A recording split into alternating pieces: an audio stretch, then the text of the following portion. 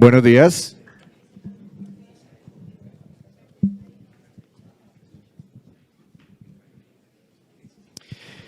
Buenos días para todas y para todos. Un saludo muy especial aquí para mis colegas periodistas económicos. Gracias por acompañarnos, por sacar esta mañana, por estar aquí. Saludo muy especial también para todos los actores del sistema pensional colombiano, ministro de Hacienda, doctor Ricardo Bonilla, un saludo muy especial. Gracias también por acompañarnos aquí unos minutos más. Por supuesto, agradecerles a los congresistas aquí presentes. Cuando a mí me hacen la invitación para moderar este panel, lo que me motivó a aceptarla fue ver el listado de todos los congresistas que se estaban planillando en ese momento, que se estaban invitando. Me dijeron, miren, queremos invitar a toda esta gente, piense usted en qué preguntarles, temas coyunturales, temas que puedan ser importantes para sus colegas periodistas, y me llamó mucho la atención porque estaban siendo invitados congresistas de todas las vertientes políticas prácticamente, por supuesto familiarizados con este proyecto de reforma pensional. Ya la organización últimamente me confirmó que había sido difícil contactar a algunos de ellos. Lamentable lo que ocurrió en las últimas horas con la doctora Pizarro. Hasta ayer estaba confirmada, hasta anoche se le presentó un inconveniente de salud. A ella le envío un saludo muy especial también. Quería estar aquí debatiendo con ustedes, estaba muy animada según lo que me cuentan desde la organización. No pudo, a cualquiera pues se nos puede presentar un problema de salud. Le envío un saludo y ojalá una pronta recuperación. Y bueno, esta mañana pues canceló el doctor Chacón por temas ya logísticos, tampoco pudo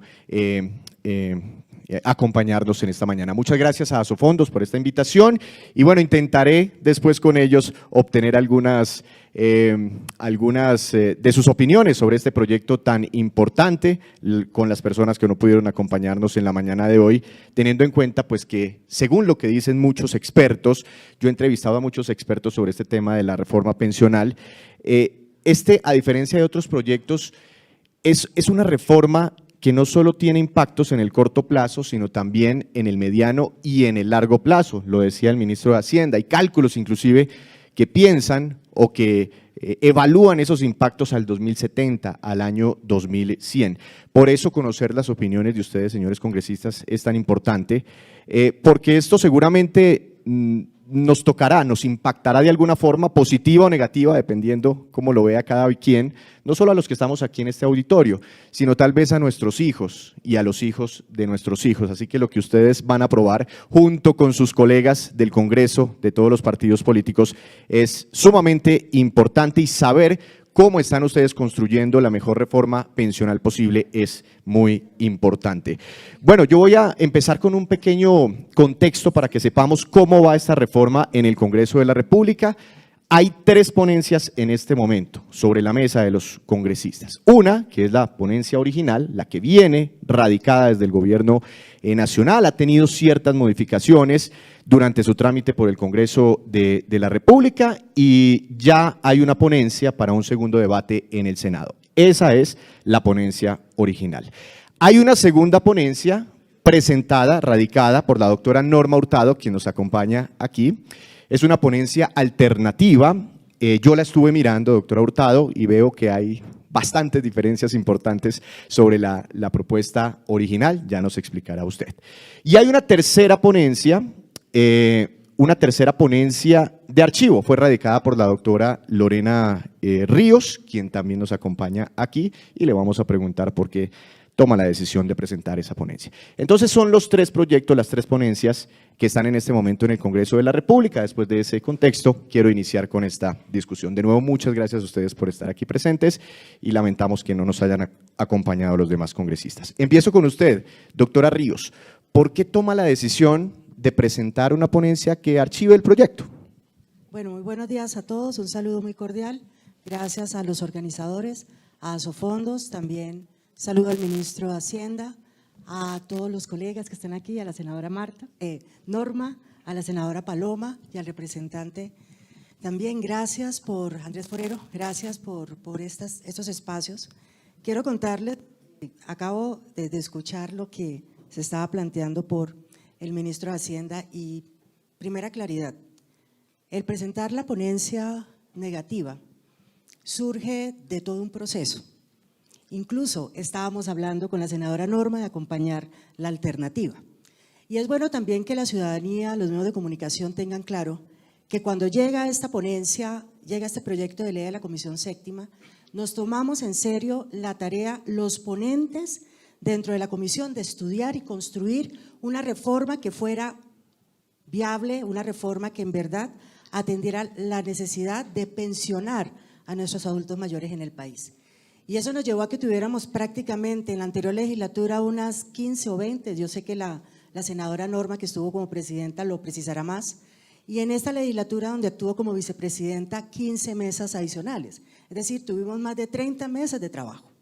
No es un tema que se está tomando a la ligera, se tuvieron más de 30 mesas de trabajo, pero a su vez estuvimos siempre solicitando desde el día 1 al Ministerio de Hacienda nos diera el concepto de los costos de cada uno de los conceptos e instituciones jurídicas que se establecían dentro de la reforma, como la renta básica, bueno, varios elementos que estaban allí, que para nosotros era muy importante tener las cifras para poder avanzar en la construcción de la ponencia. Por eso es muy importante decirles a ustedes que siempre hubo y ha habido toda la voluntad de construir una reforma pensional que le sirva al país. Entonces, aquí no estamos ni a favor ni en contra, y quiero contarles un poco de la ideología de mi partido. Yo soy un partido de carácter independiente, no estoy ni atacando al gobierno, ni estoy tampoco impulsando la oposición. Es un partido independiente en la mitad. Estamos buscando lo mejor para el país. Desafortunadamente, cuando se estaba ya estableciendo los términos y yo creo que más presión para erradicar el texto para segundo debate, todavía no había llegado el informe financiero, el informe de Hacienda sobre el impacto fiscal de esta reforma, y llega el 9 de octubre, ya cuando la senadora Norma y ya cuando 3, 4 senadores de la bancada de gobierno presentaron el proyecto de ley, el proyecto de reforma. Cuando recibimos, en mi caso particular, empezamos con los equipos a revisar el contenido de esta reforma, definitivamente sería irresponsable de nuestra parte, en específico de mi parte, poder continuar avalando o poder continuar discutiendo un proyecto que requiere de unos cambios estructurales. Y por eso nos dimos la tarea, y ustedes lo verán en el informe, en todo el texto de la ponencia negativa. Hicimos también el estudio de varios países, casi 9 sistemas a nivel del mundo, en donde el sistema de pilares, que es una buena línea, es un sistema viable para el país. El sistema de pilares requiere también de un acompañamiento y unas apuestas por parte del gobierno, y también requiere unas apuestas por parte de la misma estructura, en donde el ahorro sea un punto determinante. Por eso, pues la reforma pensional que nosotros requerimos debe ser una reforma pensional que garantice que los trabajadores se pensionen y más trabajadores se pensionen, que también se dé una protección universal a todos los adultos mayores en condición de vulnerabilidad, pero sobre todo que sea sostenible responsablemente. La semana pasada estábamos precisamente en una mesa de trabajo que nos llamó el presidente del Congreso, y allí yo le decía al ministro Bonilla: ministro, es que del mismo informe que ustedes nos entregan, y fue la primera alerta para nosotros, se evidencia que al año 2010 a 2100, que es la proyección que hace el Ministerio de Hacienda, el costo fiscal, el déficit es del casi 150% del PIB. O sea, empiezan también a sacar, salen a la luz unos elementos en donde sí, a 2070, como lo manifestaba, y hay un término que yo también lo estamos verificando, señor ministro, que usted decía que a 2070 se cumple el ciclo y el fondo del ahorro pensional pues se agota y se cumple el ciclo, y que eso hace parte de la dinámica. Estamos también muy preocupados porque a 2070 acabarse el ahorro pensional, pues también estamos evidenciando que no se está cumpliendo financiera y sosteniblemente el proceso. Y que a 2070 también con los mismos cálculos y estadísticas estaríamos nosotros también en el campo de 3 reformas tributarias sustentando el accionar que se requiere por parte del gobierno. Entonces, esas son las razones, y quiero que lo entiendan de manera como muy tranquila, muy concreta. No hay un interés distinto a que sea una reforma que sea sostenible y sea una reforma que en verdad lo que queremos, que se pensionen nuestros adultos mayores, que tengan un sistema de protección en su vejez, que les den todas las garantías. Por eso, si bien el texto trae como más o menos 90 páginas y 18 puntos, lo resumo en 4. tenemos claro que en Colombia una reforma pensional requiere mínimo 4 elementos que surgen también de lo que discutimos. También se me pasa allí, se me ha escapado algo.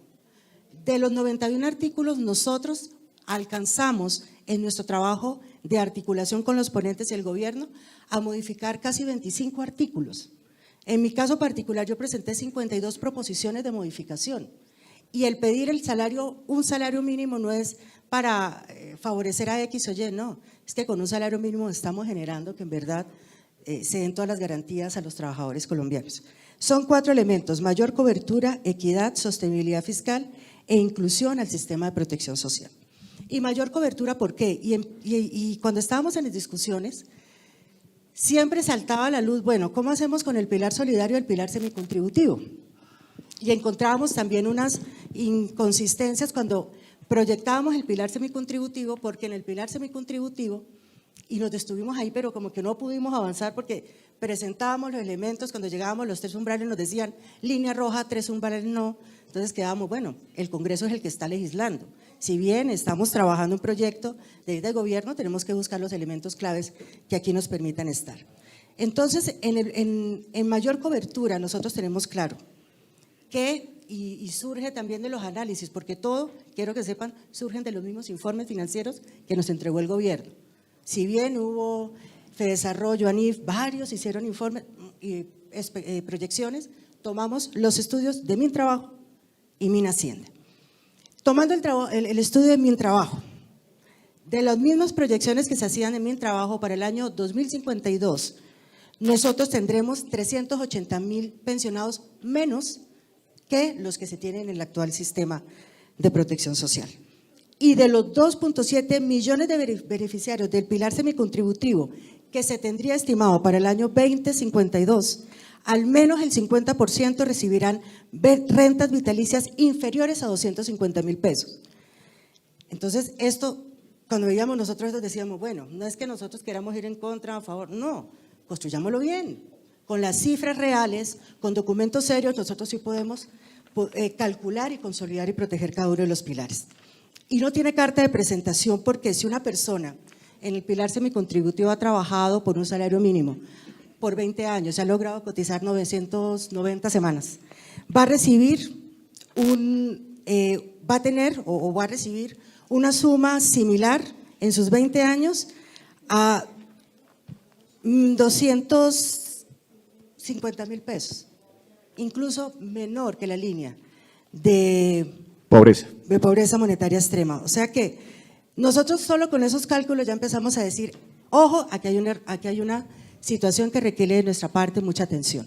Bueno. Y en ese sentido empezamos y no nos dan las cifras, económicamente no nos dan las cifras que sea sostenible como se propone. Por eso proponíamos y proponemos un salario mínimo. Sabemos que con un salario mínimo sí vamos a lograr la mayor cobertura. Ya vamos a hablar y a entrar y hacer una mayor discusión sobre el umbral.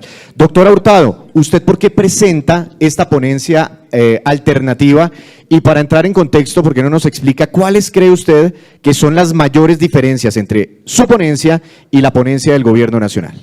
Bueno, muy buenos días a mis compañeros congresistas, muy buenos días a todos los periodistas que hoy nos acompañan. Bueno, yo quiero primero empezar por algo que considero que debo hacer como congresista, como mujer y como política. Descortés de su parte, señor ministro, muy descortés de su parte, decir que quien presentó la ponencia de archivo es gente que necesita tener el subsidio de una pensión más alta. Me parece muy descortés porque esto ha sido fruto del estudio de muchas semanas, de muchos meses. Desde el 21 de marzo venimos trabajando en eso. No me gusta decirlo a las espaldas, ni me gusta decirlo con murmullo. Me parece que nosotras, quienes hemos sido ponentes de este proyecto de ley, lo hemos hecho con toda la responsabilidad, con toda la entrega, con todo el compromiso. Estamos estudiando un tema que no es fácil. De mi parte soy abogada, no soy economista, pero le hemos entregado la vida a este proyecto para sacarlo adelante. Es un proyecto que se manejó con paz política, señor ministro. a diferencia de otros proyectos, como el proyecto de la reforma a la salud, que ha sido toda una batalla campal. ¿Y por qué se manejó con paz política? Porque yo, como presidenta de la Comisión Séptima, evité al máximo llevar esta reforma a los medios de comunicación, evité al máximo mostrar las debilidades, evité al máximo que los medios de comunicación estuvieran presentes en las mesas técnicas. No soy de confrontaciones para incendiar el país, así que me parece descortés. Nosotras las dos, yo tengo 54, no sé cuántos tiene la doctora Lorena, ya tengo más de 1.300 semanas, estoy lista para tomarme la foto el día que me toque pensionarme, pero no por eso voy a cambiar el contenido de un proyecto de ley tan serio como es este para beneficiarme de él a través de un subsidio. Eso lo quería dejar claro. Lo segundo, sí, hicimos un proyecto alternativo siendo coherentes. Y eso yo quiero dirigirme muy puntualmente a los medios de comunicación, porque los medios de comunicación registraron, se presentó la ponencia, la primer ponencia de la reforma pensional y la firmaron. Aclaro algo, no la firmaron todos. Solo tienen que tener muy claro ustedes los periodistas. La firmamos algunos miembros de la comisión, otros no presentaron ni ponencia alterna, pero tampoco acompañaron. ¿Se refiere usted a la ponencia la primera, original? La que estudiamos en Comisión Séptima. Entiendo. ¿Y por qué tengo que empezar por ahí, Víctor? Porque allí dejé 17 salvedades y por eso hablo de coherencia. Hablamos de 17 salvedades que quedaron debidamente registradas, que hacen parte integral de lo que es la exposición de motivos. Aquí están registradas cuando ustedes las quieran ver. Y desde allí, desde que presentamos esa ponencia, empezamos a defender esas salvedades y empezamos a decir, tenemos preocupaciones con el umbral de 3 salarios.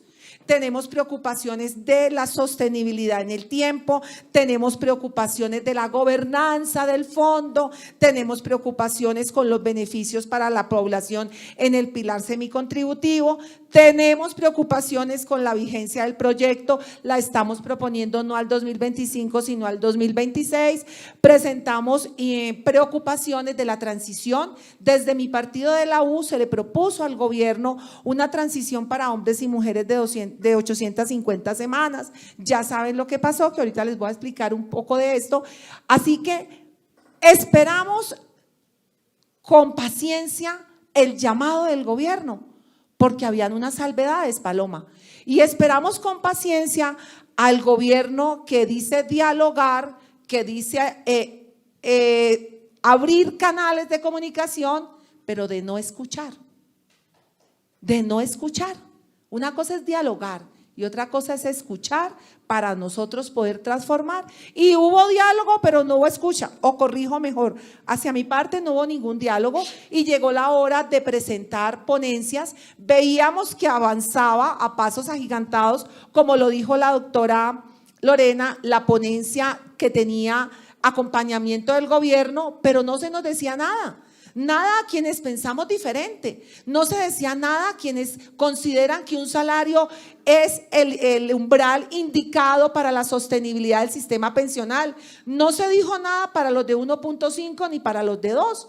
Entonces, sencillamente, ¿qué hicimos nosotros? Con nuestro equipo de trabajo recogimos las exposiciones de muchas universidades, de la Universidad de los Andes, de la Universidad Javeriana, de los centros de pensamiento. Empezamos a consultar expertos en el tema. Inicialmente el partido de la U había propuesto 2 salarios, pero seguíamos quedándonos cortos.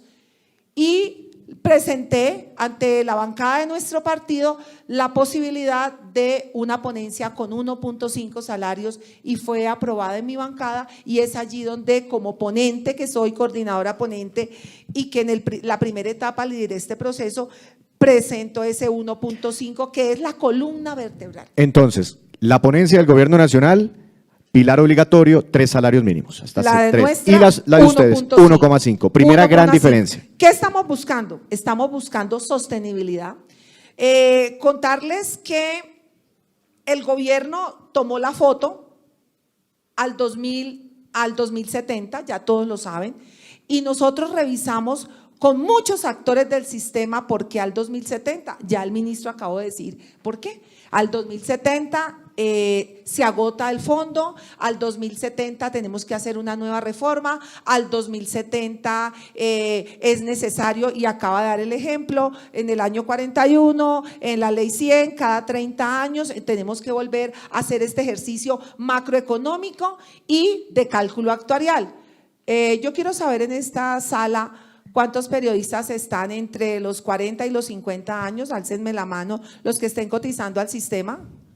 Yo todavía no. ¿Usted todavía no? Uy, está No, joven. pero conozco a muchos. Los No que mientan, están no mientan, por favor. No mientan con la edad. Bueno, y los más jóvenes que están cotizando al sistema, nos vamos a gastar su platica. Menos de 40, Nos levanten la vamos a mano. gastar su platica, nos vamos a gastar su ahorro. Eso es lo que estamos haciendo.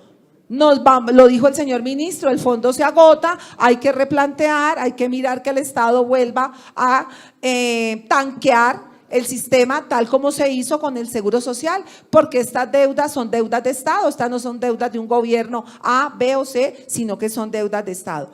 Preocupación segunda, la gobernanza del Fondo del Ahorro. Colpensiones. Yo quiero reconocer la transparencia y la sinceridad del doctor Jaime Duzán. Nombre. Perdón, tranquilos.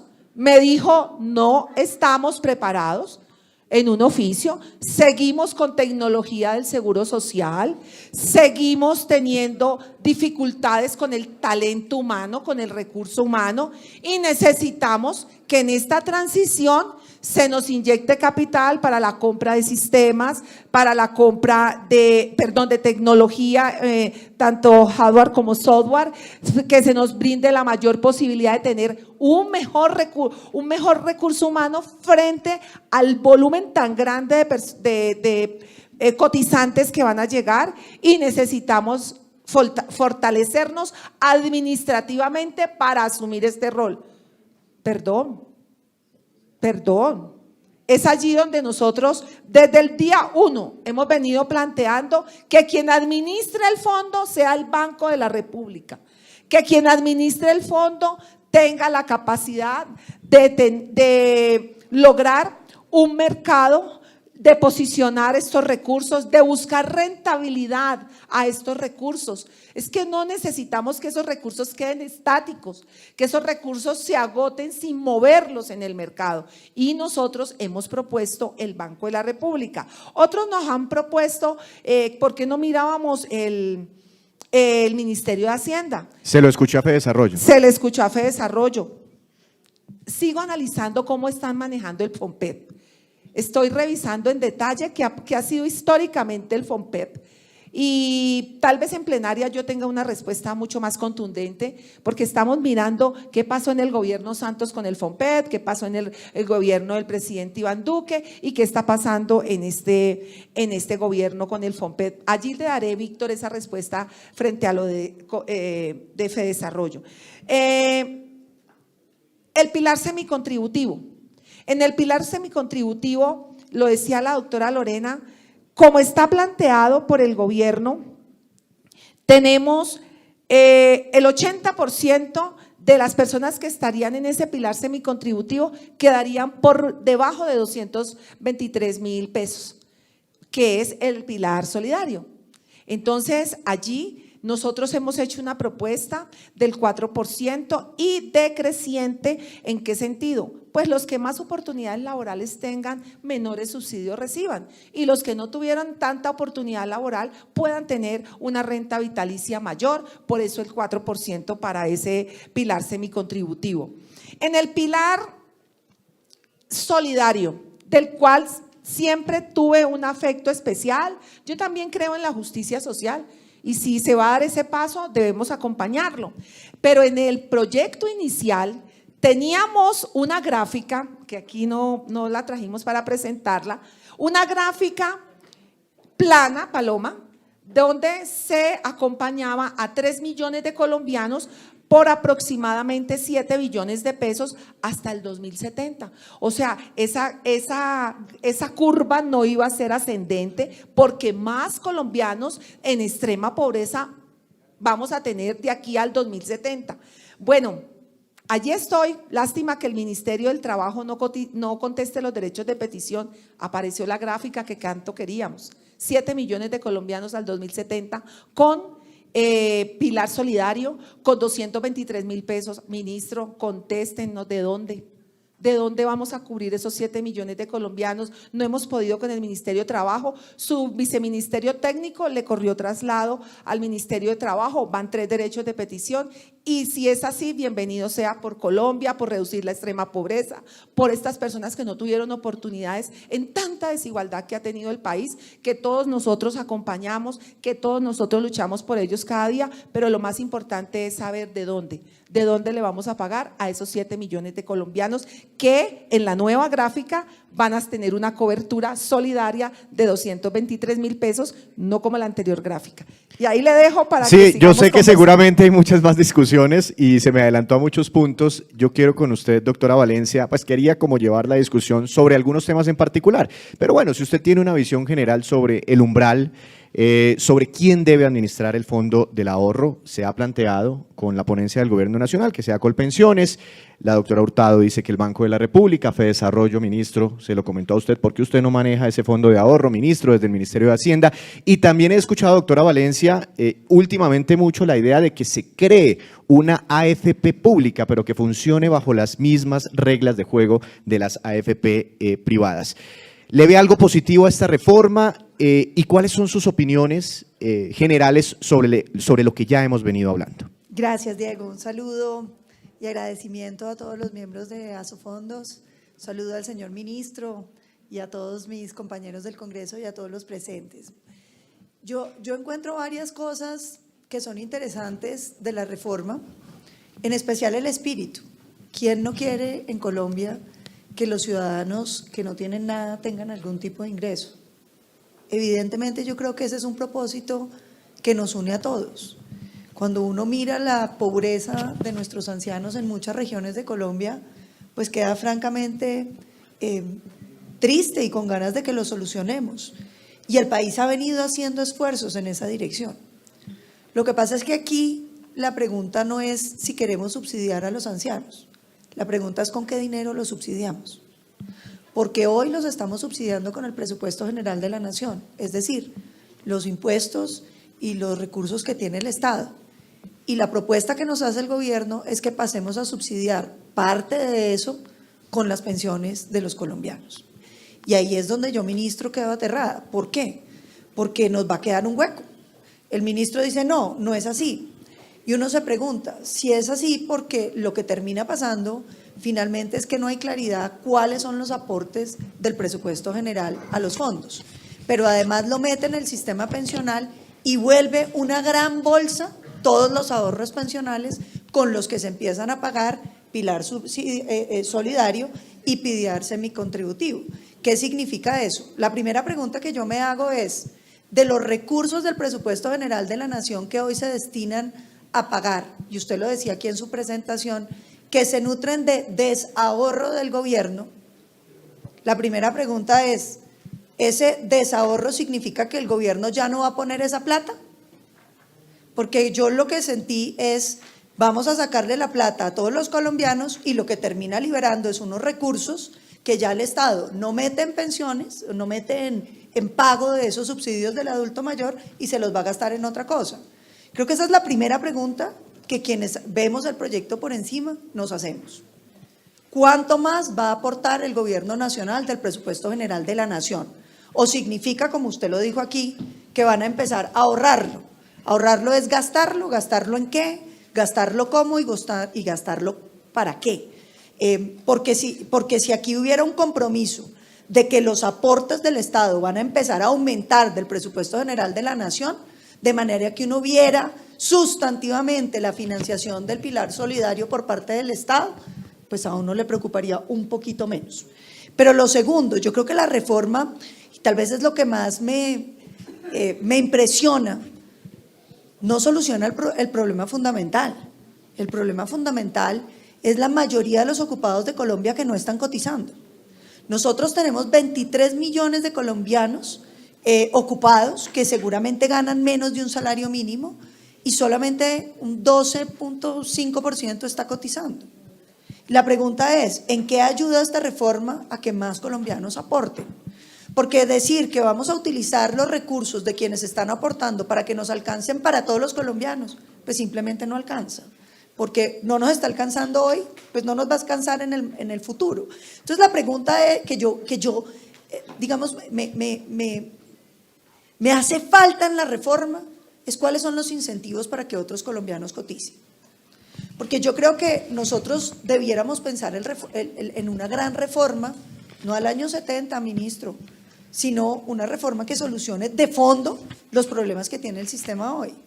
Que signifique que de verdad acabamos los subsidios a las pensiones altas. Usted los baja del 88% a un 56, 58, he visto en cifras distintas, pero siguen estando. ¿Y cómo se soluciona ese problema? Las pensiones altas no deben ir al régimen de prima media, deben quedarse en el régimen de ahorro individual y debiéramos dar un paso adicional, sobre todo los regímenes especiales que usted mencionó y que dice que no tocan. ¿Por qué no los vamos a tocar? No llega el momento donde este país tiene que decir no vamos a seguir gastándonos todos los recursos en financiar las altas pensiones, pero sobre todo, yo insisto, ¿cómo logramos que el colombiano que hoy gana menos de un salario mínimo empiece a cotizar? Y a mí se me ocurren miles de alternativas. Por ejemplo, podamos poner como que uno pudiera escoger entre una renta vitalicia o una casa. Porque a veces los colombianos, me da la impresión, sienten que la pensión no les va a tocar nunca. Entonces la gente no tiene incentivos para ahorrar. Pero ¿qué tal, doctora Norma, que nosotros dijéramos, hombre, usted puede escoger entre una pensión o su casa y puede utilizar los ahorros cuando llegue a un punto para comprar su casa, para no solamente tener una cuota inicial, sino garantizar que usted va a tener una cuota muy pequeña? Porque una casa en la vejez, yo diría, es casi lo mismo para un colombiano. Le va a permitir tener dónde vivir, puede alquilar un cuarto, puede tener o la puede hacerle una hipoteca inversa, en fin. Pero la tangibilidad de una casa, por ejemplo, sería una cosa que yo lo invitaría a pensar, ministro. ¿Cómo seducimos a los colombianos que hoy no cotizan para que empiecen a cotizar? Pongo ejemplos que se me ocurren. Los espacios públicos en las ciudades. Unas ciudades han decidido cobrarle al vendedor ambulante para que pueda estar en un sitio. Cobrémosle una cifra muy barata, pero con destino a su ahorro pensional. Que los vendedores ambulantes puedan tener la posibilidad de que por cada peso les estemos entregando más y les garanticemos su derecho al trabajo, pero al mismo tiempo los estemos invitando a cotizar. ¿Qué hacemos para que ese proyecto que me parece a mí de fundamental importancia, el piso mínimo de protección social, que se cayó por vicios de trámite en la Corte Constitucional, pueda ser una realidad, para que podamos invitar a los colombianos a empezar a ahorrar? Yo lo que siento es que si nosotros no entendemos cuál es el problema, que yo diría son esos tres grandes problemas, pues no vamos a poderlo solucionar.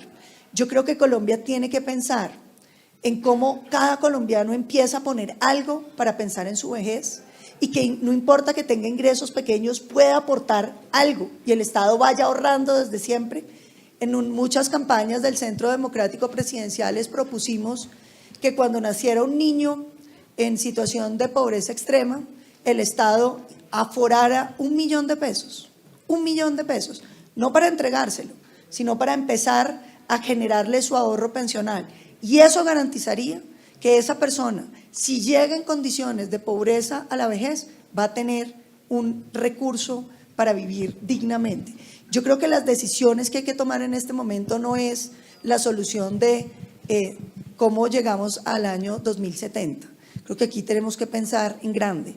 ¿Cómo solucionamos un problema pensional donde la gente no tiene empleo formal? La gran mayoría. Y por lo tanto eso debe sugerir una gran reforma a cómo se cotiza el sistema pensional. Cuando los colombianos no creen en las pensiones, ¿por qué no pensar en ahorro para una vivienda?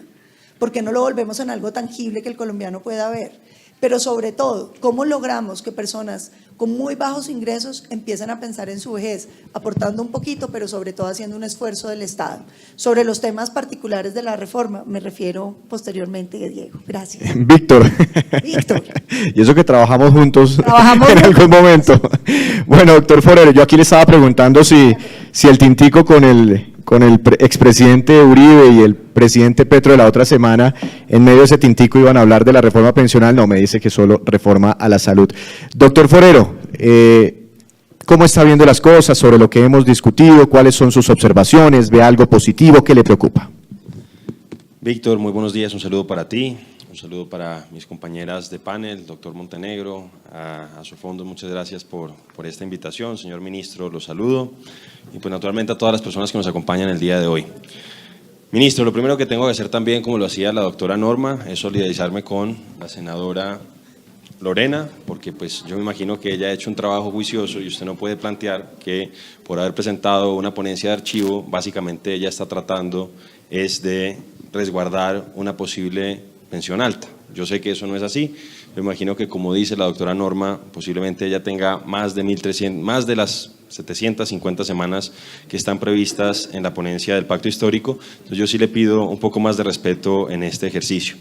En segundo lugar, señor ministro, aprovechando que usted está acá, y doctora Norma, doctora Paloma, doctora Lorena, yo sí creo que después de la decisión de la Corte Constitucional es importante que el Senado de la República le exija al Ministerio de Hacienda y Crédito Público que actualice el aval fiscal, porque obviamente es un impacto significativo el que tiene el hecho de que la Corte Constitucional haya decidido declarar que ese artículo puntual de la indeducibilidad de las regalías del sector minero energético se haya caído. Y entonces, en ese sentido, yo sí creo que es importante que el Ministerio actualice ese aval fiscal de tal manera que pues, ustedes puedan votar con mucha más claridad. En ese sentido, yo creo que ojalá pudieran ver la posibilidad de que hasta que no, como estamos tratando de hacer en la Cámara de Representantes, señor ministro, con el tema del aval fiscal de la reforma a la salud, que usted nos dice que ya está, pero que no llega, y que de hecho me ha llegado un chisme, y espero que no sea cierto, señor ministro, que una persona que ha tenido unas dudas razonables sobre ese aval fiscal, pareciera que ustedes lo van a sacar. Yo le pido que ojalá eso no sea cierto. Pero les decía, yo sí creo que es importante que este debate se dé con toda la claridad y obviamente una decisión como la que adoptó la Corte Constitucional durante esta semana creo que afecta considerablemente ese informe. Pero yendo un poco más a la reforma, y tú me preguntabas qué es bueno de la reforma, aquí yo puedo coincidir con el señor ministro en que diría que es lo único bueno, porque más allá de las buenas intenciones y de las que hablaba la senadora Paloma Valencia, creo que hay que reconocer que algo positivo de esta reforma es que trata de acabar con los subsidios a altas pensiones. Eso yo creo que diría que es algo interesante, porque lo otro interesante que es tratar de darle un ingreso a todos esos colombianos que son mayores de edad, que ya han llegado a la edad de jubilación y que por distintas razones no llegaron a tener la posibilidad de tener una pensión en ese momento, pues este gobierno está planteando que hay que darles, o mejor dicho, no hay que darles porque hoy ya reciben, sino que hay que incrementar los ingresos que puedan recibir. Pero como dice el doctor Montenegro constantemente, yo creo que eso se puede buscar sin necesidad de poner en riesgo los ahorros pensionales de los colombianos. Y en ese sentido, yo creo que se equivoca el gobierno cuando plantea que esto es un incremento de cobertura, porque realmente eso no es una pensión, sino que es otro tipo de programa social que busca darle solución a una situación dramática para muchísimos colombianos. El gobierno habla de 3 millones de colombianos, 3.5 millones de colombianos que estarían en esa situación o que podrían tratar de recibir ese beneficio por parte del gobierno. Pero yo creo que es importante decir que eso no es una pensión. Y aquí pues ya voy a entrar en temas que me parecen sensibles y lo digo a propósito de lo que decía la senadora Lorena y lo que decía la senadora Norma Hurtado, y es que aquí con estos... Con lo que está planteando el gobierno nacional se está generando un desincentivo a la formalización, no solamente con la propuesta de reforma laboral, que hay que decir que esa reforma laboral no está planteando que haya una mayor formalización que ataque problemas de financiamiento del sistema de salud y problemas del financiamiento del sistema pensional. Lo estoy diciendo porque la verdad la gente que está cotizando y ve que a una persona que no cotiza y puede llegar a un ingreso en términos de hoy de 223.000 pesos y ellos cotizan durante mucho tiempo, como decía Lorena, y a pesar de eso pueden terminar recibiendo mensualidades menores, pues obviamente eso genera un desincentivo a la formalización. Ellos van a decir, oiga, ¿yo para qué hago esos aportes si eventualmente, si no aporto nada, voy a tener un ingreso eventualmente mayor? Eso a nosotros nos parece que es un tema complejo. Por otro lado, ya lo decían antes con el tema de los pilares. La verdad, yo no he visto ningún centro de pensamiento, ministro, que esté planteando que lo que ustedes están diciendo, que ese pilar y no, más que el pilar, el umbral que está en este momento en el proyecto del gobierno con 3 salarios mínimos, aquí la doctora Norma nos dice que lo está bajando a 1.5, sí. a 1.5, distintos centros de pensamiento plantean que debe ser 1, y ellos dan razones, pero el gobierno nacional no ha dado razones para que se mantenga en 3. El señor de Colpensiones, el señor Dusan, básicamente ha dicho que no, que eso es inamovible, sin justificar por qué razón se tiene que quedar en 3, cuando todo el mundo dice que eso tiene un impacto muy grande en el ahorro nacional. Entonces, yo esperaría que si no se termina archivando, por lo menos ojalá la ponencia de la doctora Norma tuviera los votos suficientes para poder lograr que se afecte lo menos posible el ahorro nacional. Por otro lado, no quedan claras esas futuras reformas, Paloma, porque ahora nos habla el ministro de una reforma en el 2070, pero la ministra de Trabajo ha dicho en otras ocasiones que supuestamente se requeriría otra reforma la próxima década, muchísimo antes. Entonces, ahí uno ve que no hay una coordinación clara al interior del gobierno nacional. Por otro lado, tengo que también decir que a las personas que hoy están aportando al régimen de pensiones y están en la formalidad y tienen los salarios más bajos, esta reforma los afecta.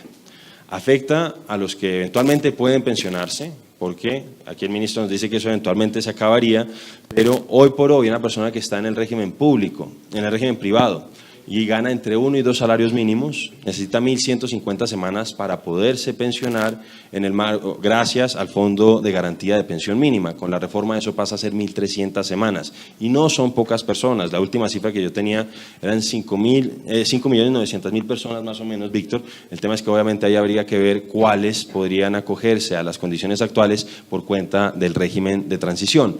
Pero adicionalmente, aquellos que no llegan, ministro, ustedes los terminan afectando, no solamente por el tema de devolución, porque hoy por hoy la devolución en los fondos privados para las personas de menos recursos es muchísimo mejor en promedio que la que reciben por Colpensiones. Para el año 2021 la devolución en el fondo privado en promedio era de 37 millones y en el caso del régimen público era de 7 millones. Pero ahora ustedes les están incrementando los años, esa persona ya no va a ser a los 62 años o a los 57 si es mujer, va a poder eventualmente pedir esas devoluciones, sino que va a tener que esperar más, la mujer hasta los 61, el hombre hasta los 65, y obviamente eso es un impacto muy fuerte para esas personas que han hecho un ahorro que no les da en ese momento para poder lograr la pensión, pero obviamente eso nos parece que debe revisarse a fondo. Y finalmente, volviendo al tema del aval fiscal, ministro, la verdad yo le digo, a mí me cuesta entender cómo es posible que el Ministerio de Hacienda y Crédito Público haya dado aval fiscal, porque uno de los objetivos que debería también tener una reforma pensional, que todos reconocemos que hoy hay un déficit pensional muy complejo en el país. Yo reconozco que aquí se limita, no se acaba, porque además con las modificaciones que se hizo en el régimen de transición, en cierta manera pues se borra parte de lo que se estaba previendo buscar con el tema de poner ese tope en los 3 salarios mínimos, es tratar de desactivar el pasivo pensional, pero aquí no lo desactivan, lo agudizan y a pesar de eso le dan una aval fiscal. Porque, ministro, las cifras de ustedes es que supuestamente a 2100 el pasivo pensional va a crecer del 84% del PIB al 126%, son 40 puntos adicionales. ¿Cómo eso va a ser bueno para las finanzas de la nación? Dejando de lado las cifras que da el Comité Autónomo de la Regla Fiscal, que dice que pasamos de una realidad actual, antes de la reforma, de un pasivo del 100% del PIB a 290. Entonces, la verdad, eso es algo que uno no entiende del todo, porque en todo el mundo se están preguntando cómo se puede tratar de resolver el problema del pasivo pensional, pero aquí entonces hacemos una reforma que en lugar de resolverlo, lo termina agravando. Y cierro con esto, a propósito, lamento que no hayan venido integrantes de la bancada del gobierno, entiendo obviamente la situación de salud que pueda tener la representante María del Mar Pizarro, que además está embarazada y seguramente está relacionado con eso, pero no entiendo, por ejemplo, cómo desaprovecha la oportunidad una de las ponentes, como la señora Marta Peralta, de estar aquí en un auditorio tan autorizado para hablar sobre este tema. Y lo digo porque a nosotros nos han dicho que supuestamente no queremos dar debates técnicos. Claro que los damos en el Congreso, los damos en redes, los damos en medios y los damos en foros. Cuando lo que sí no vamos a hacer, y volvemos a insistir en eso, es ser los tontos útiles del gobierno que no logra garantizar las mayorías o el quórum de sus bancadas afines y pretenden que nosotros, que consideramos que son reformas inconvenientes, vayamos a hacerles el quórum. Gracias. Bueno, muchas gracias a usted. Me quedan 10, 15 minutos. Quería ahondar más sobre otros puntos importantes de la reforma pensional, pero voy a utilizar este tiempo. Yo sé que no me puede encantar el voto, pero quisieran ustedes incluir muchas cosas dentro de la reforma, pero hay 3 posturas, 3 ponencias en este momento. Doctora Hurtado, si no fuera la suya, si la suya no prospera, ¿usted se inclinaría sobre pensar de pronto cuál alternativa o cómo se imagina una reforma sobre estas líneas que hemos hablado? Umbral, administración del fondo de ahorro, de pronto el pilar solidario y ese régimen de transición.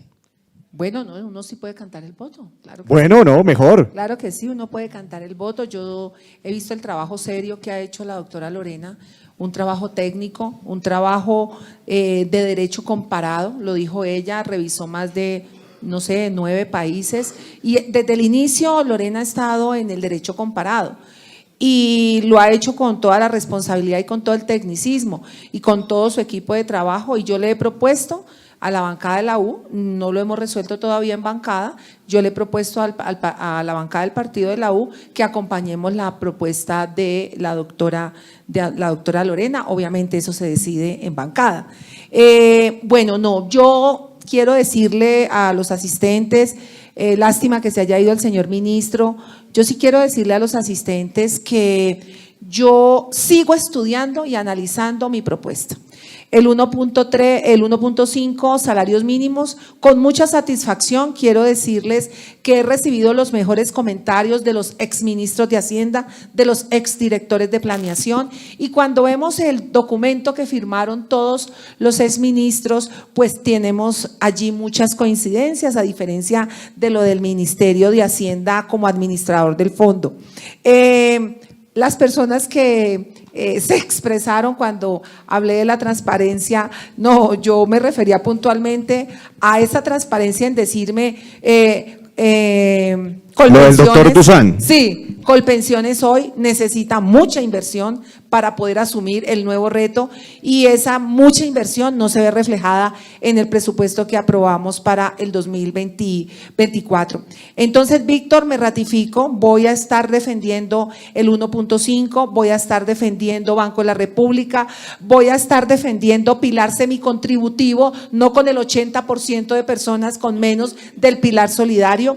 Y algo muy importante que ustedes tienen que revisar y que los periodistas deben analizar, y es lo que tiene que ver con la gobernanza del fondo de ahorro del pilar contributivo. Esa gobernanza no puede quedar al libre albedrío, esa gobernanza hay que blindarla, hay que rodearla, hay que acompañarla, y tiene que tener también mucha veeduría ciudadana. No podemos seguir lamentándonos por lo que pasó con el Fondo del Seguro Social. Esa es una historia que no se debe volver a repetir, y yo he sido enfática en cada medio de comunicación donde he estado, les he dicho, lean, interpreten el artículo 24, ese artículo es sus recursos, es su cotización, es su plata, es el ahorro que ustedes tienen. Siempre hablan de una pensión de la vejez y la invalidez. Ahí está también la invalidez de las personas. Entonces, esta es una reforma que, si bien es cierto, es necesaria, y yo quiero cerrar con eso, yo quiero cerrar con esa posibilidad, porque nosotros no podemos engañarnos y decir que hoy no necesitamos la reforma. Todos los que estamos aquí coincidimos que hoy se necesita una reforma. A 2100 afectaríamos o tocaríamos en un 84% del PIB, más o menos en 1.260 billones sería si nos quedamos como estamos, o sea, es insostenible, se debe hacer reforma, pero esa reforma debe primar la cobertura, mejorar la cobertura, la reducción de la extrema pobreza en el pilar solidario, que aclaró algo, queridos periodistas, no se necesitaba una reforma pensional para sacar adelante el pilar solidario, ¿no? Estaba nuestro sistema de Colombia Mayor, que podía haberse redefinido y haberse impulsado con recursos propios, como está planteado. Ojalá el ministro me conteste de los 7 millones de colombianos de dónde los vamos a pagar, pero buenísimo.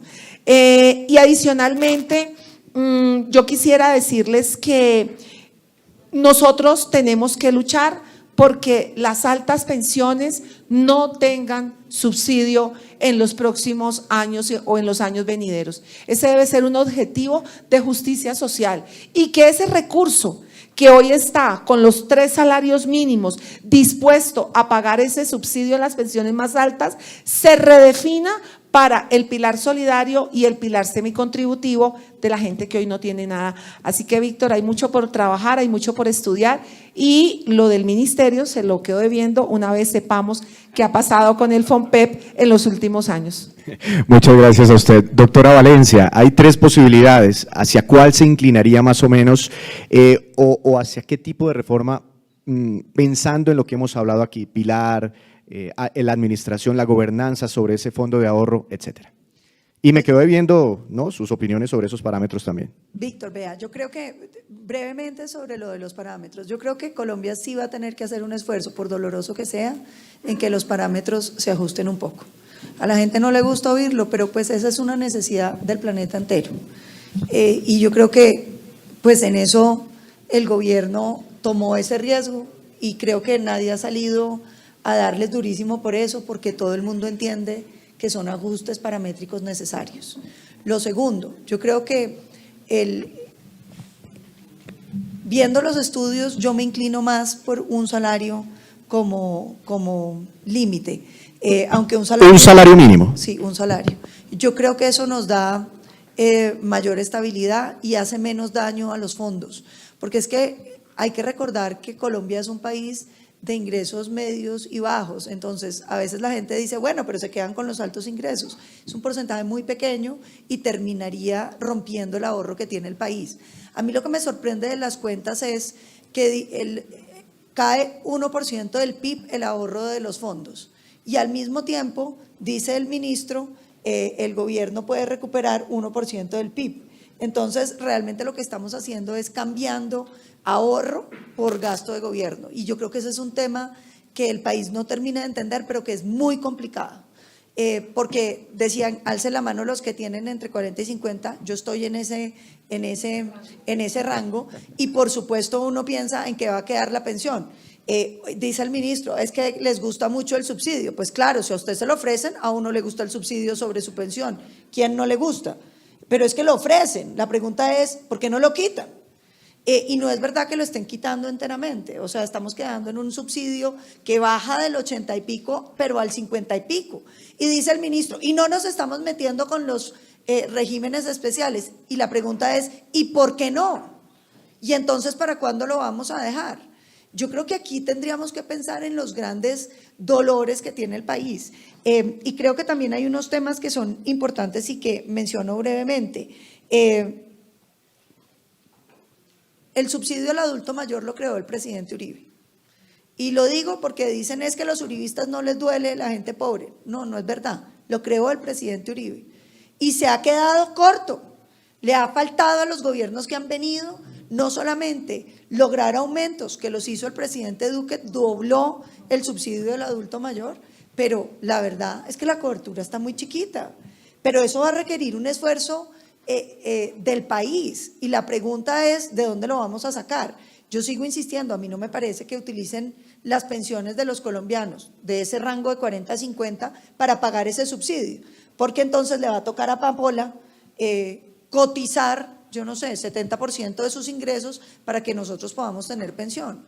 Las nuevas generaciones de colombianos no pueden quedar endeudadas. A mí me da la impresión de que esta reforma patea el balón para adelante, y no muy adelante, porque es que el 2070 está aquí. Entonces, no lo está pateando muy adelante. A veces había reformas que se hacían hace unos años donde simplemente lo pateaban para adelante y uno no sabía dónde iba a caer el balón. Hoy sabemos, y cae aquí al lado, y es una generación que hoy existe y que le va a costar infinitamente poder pagar esa deuda. Y yo diría también, a mí me parece que hay que buscar que no resuelve el problema de cobertura, porque lo que está diciendo es vamos a hacer cobertura a través de un subsidio para el adulto mayor. Eso no es solucionar el problema de cobertura. Solucionar el problema de cobertura es lograr que la gente que hoy tiene algún tipo de ingreso, empiece a cotizar de alguna manera y que el Estado empiece a ahorrar desde ahora para que esas personas que van a estar en pobreza y que no van a salir de la pobreza puedan tener ingresos. Y creo que lo dijo el representante Andrés, no lo voy a repetir, pero hay un daño gigantesco para las personas de menos ingresos que hoy cotizan y que en los fondos tendrían una pensión, porque se las retrasa unos años, pero no solamente eso, sino que les castiga muchísimo a quienes no lleguen a completar el ahorro total. Y ese sí es un problema muy grande, porque entonces no solamente no estamos solucionando los problemas grandes de fondo, sino que estamos creando unos problemas adicionales. A mí la impresión que me da la reforma es que tiene buenas intenciones, pero yo sí diría, salvo algunas cositas, no soluciona los grandes problemas pensionales, Víctor, que tenemos. Y uno quisiera una reforma pues que se meta en el barro. Y el barro es cómo ampliamos la cobertura, no simplemente en subsidios, sino convenciendo a quienes tienen empleo, 23 millones de colombianos ocupados, que hay que lograr de alguna manera seducirlos para que empiecen a aportar. ¿Y cómo solucionamos el problema a más largo plazo de la pobreza? Yo vuelvo e insisto, nosotros propusimos el bono de 1 millón de pesos cuando nace una persona en extrema pobreza para que en el futuro pueda tener ingresos, doctora Norma. Y finalmente, yo diría, a mí sí me preocupa mucho todo el tema de las mujeres, porque a veces suena muy bonito, pero yo me preguntaba, bueno, y las mujeres que no tienen hijos, que las castigan, es como restringir el tipo de mujer que uno puede ser. A mí me quedan dudas sobre esos temas. Mi voto hoy en día será por hundir la reforma, acompañaré a la senadora Lorena. Si eso no pasa, acompañaré a la senadora Norma. Y si ¿se vota en ese orden? Primero la ponencia de Primero la archivo, ponencia de después archivo. si fracasa iría la alternativa. así se hace. Ok. Radique a las 10:30 de la mañana y la ponencia de gobierno como a las 3:30. Y por eso a usted primero. Después se Y de vota último. la de la doctora Ok. Norma, votaré favorable a la doctora Norma y votaré negativa a la del gobierno. Muchas gracias, doctora Valencia. Doctora Ríos. Gracias. Bueno, yo desafortunadamente no estuve cuando el ministro se expresó. Solo les quiero decir a ustedes que tanto la senadora Norma como yo estuvimos trabajando juiciosamente, incluso era presidenta la senadora Norma y nos convocaba cada 2 días. Yo les puedo decir que se ha trabajado juiciosamente y la construcción de la ponencia negativa se genera después de la entrega del informe de sostenibilidad fiscal del Minhacienda, que fue desafortunadamente posterior a la radicación de la senadora Norma. Por eso este informe se construye de manera responsable, porque creo que lo que nos ha garantizado, por lo menos nos ha identificado a las diferentes ponentes dentro de la comisión, es querer trabajar de manera responsable. Y aquí lo estamos haciendo no por un interés incluso ideológico, es un tema de verdad de responsabilidad con el país, porque además se vendió y nosotros, como lo decía Norma, claro, lo que nos vendió a nosotros también fue llegar a los 3.5 millones de adultos mayores que están sin cobertura. Y eso fue también en esa justicia social, que también la promovemos nosotros, y más como mujeres los promovemos, nos permitió, nos cautivó empezar a construir y a estudiar este proyecto. Pero cuando ya vemos con las cifras que ni siquiera los 500.000 pesos que se le prometió en campaña a los diferentes colombianos adultos mayores, que cuando ya vemos que ni siquiera 223.000 que es la expectativa y el supuesto que se ha dado, sino que llega prácticamente a 160.000 pesos, menor que la línea de pobreza extrema, pues ahí entendemos que financieramente la reforma no da. Nosotros sí queremos que haya una reforma en el país, pero que la construyamos bien, no a los trancazos, porque quiero que ustedes sepan, ese umbral de los 3 salarios mínimos lo hemos tratado nosotros de dialogar y no, la imposición, no, que es así, 3 salarios, a los trancazos se tiene que asumir tampoco, porque también los que estamos allí somos 13 senadores, que somos abogados, tenemos diferentes profesiones, tenemos experiencia, tenemos la capacidad de trabajar, mirar técnica y financieramente los proyectos y que más allá del proyecto de ley es una responsabilidad con Colombia y estamos nosotros trabajando porque se construye una reforma que sea responsable. En ese momento la reforma como está no es responsable, lo mejor es archivarla y volverla a construir. Esa es la posición que estamos.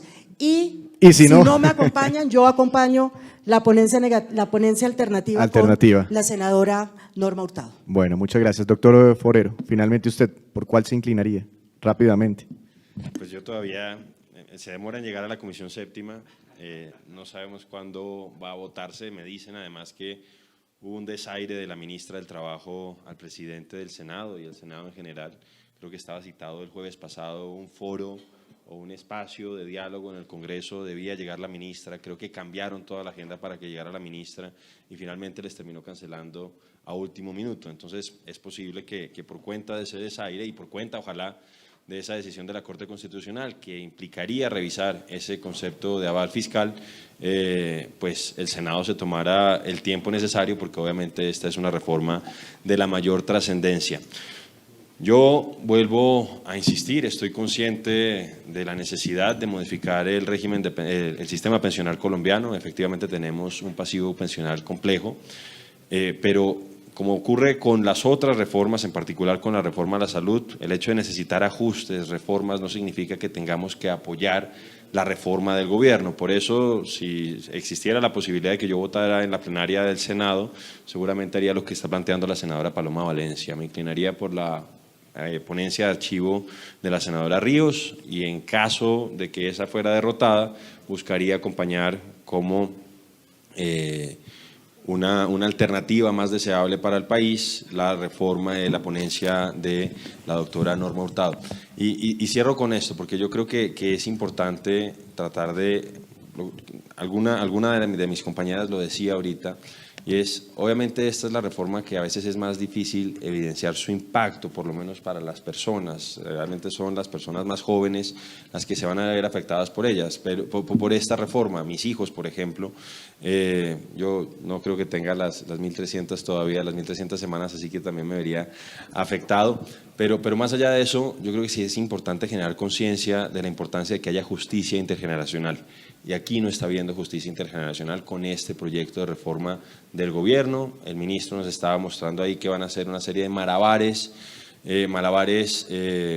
fiscales para tratar de mostrar que supuestamente con esto se acaba en los próximos años, en el muy corto tiempo, en corto plazo hacia futuro, supuestamente el déficit que hay en Colpensiones, pero eso no es verdad. Eso es como sacarse la plata de un bolsillo y metérselo en el otro, y por el contrario sí están poniendo en riesgo la sostenibilidad fiscal del sistema, y quienes van a tener que pagar las consecuencias van a ser precisamente los jóvenes de hoy, que en muchos lugares del país fueron los que le dieron el triunfo al presidente de la República.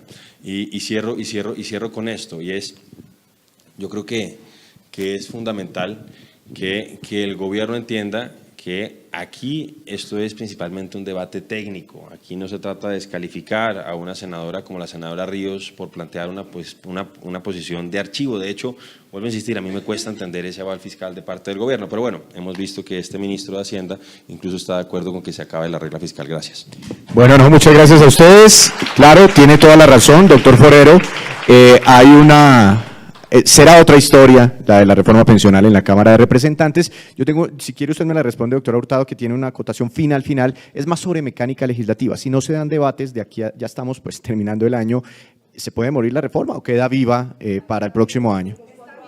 Ok, si quiere, la última observación que me iba a hacer muy rápidamente porque se nos acabó el tiempo. Les iba de pronto a contar algo, porque yo creo que la reforma se tiene que trabajar con transparencia hacia los medios de comunicación, hacia los colombianos, hacia los economistas que están tan pendientes. La semana pasada, ante el silencio, porque había un silencio, se hizo un llamado por el presidente Iván Name el día miércoles a los ponentes a preguntarnos cómo estábamos, si había lugar a una conciliación entre la doctora Lorena, la ponencia que acompaña al gobierno, y Norma Hurtado. Pues cada una dijo no, nosotros estamos allí porque ante este silencio, pues uno radica una ponencia alternativa y uno espera, pues tiene una ilusión, una esperanza de que se diga, mire, es que el 1.5 no es viable técnicamente por estas y estas razones, pero el silencio ha sido total por parte del gobierno. Adicionalmente me llamó la atención, y eso lo olvidé decir, Víctor, y fue que elevamos un derecho de petición preguntando las modelaciones financieras para un salario mínimo, 1.5 y 2 salarios mínimos.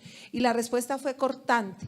El Ministerio de Hacienda solo tiene modelaciones por 3 salarios mínimos, no más. O sea, no va a ser más, es una línea roja.